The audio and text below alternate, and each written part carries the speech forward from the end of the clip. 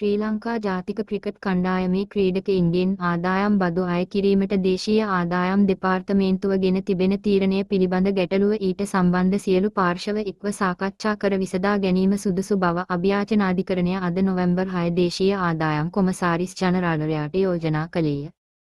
ශ්‍රී ලංකා ජාතික කණ්ඩායමේ ක්‍රිකට් ක්‍රීඩකයින්ගෙන් අදාළ බද්ද අය කිරීමට ගෙන තිබෙන තීරණය බලරහිත කරන ලෙස ඉල්ලා ශ්‍රී ලංකා ටෙස්ට් ක්‍රිකට් කණ්ඩායමේ නායක ධනංජය ද සිල්වා සහ එක්දින කණ්ඩායමේ නායක චරිත් අසලංක ඉදිරිපත් කර තිබෙන රිට් පෙත්සමක් අද විභාගයට ගත් අවස්ථාවේදී අභියාචනාධිකරණයේ සභාපති විනිසුරු රොහාන්ත අබේසූරිය මෙම යෝජනාව කළේය.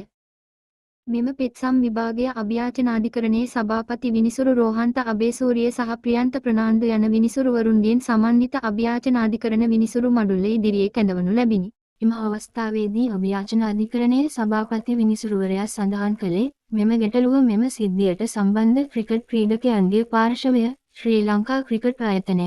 නීතිපතිවරයා සහ දේශීය ආදායම් කොමසාරිස් ජනරාල්වරයා එක්ව සාකච්ඡා කර විසඳා ගැනීම සුදුසු බවය.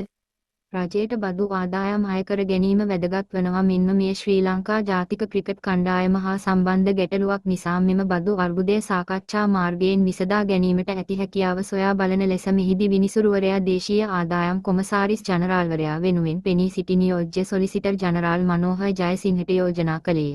තමා මෙහිදී ක්‍රිකට් ක්‍රීඩකයින්ට පක්ෂපාතීව කටයුතු නොකරන බව සඳහන් කළ අභියාචනාධිකරණයේ සභාපති විනිසුරුවරයා ජාතික ක්‍රිකට් ක්‍රීඩකයින් යනු ශ්‍රී ලංකාවේ කීර්තියට දායකත්වයක් ලබා දෙන පිරිසක් බැවින් ඒ සම්බන්ධයෙන් සලකා බලන ලෙසත් ඔහු සිය යෝජනාව ඉදිරිපත් කරමින් පෙන්වා දුන්නේය.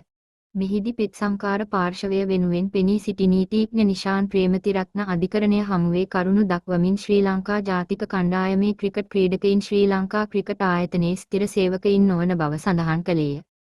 තම සේවාදායකයින් ශ්‍රී ලංකා ක්‍රිකට් ආයතනය සමග කටයුතු කරන්නේ කොන්ත්‍රාත් පදනම යටතේ බවත් ඔවුන්ට සේවක අර්ථ සාධක අරමුදලේ හෝ සේවා නියුක්තිකයින්ගේ භාර අරමුදලේ හිමිකමක් නොමැති බවත් නීතිඥවරයා පෙන්වා දුන්නේ.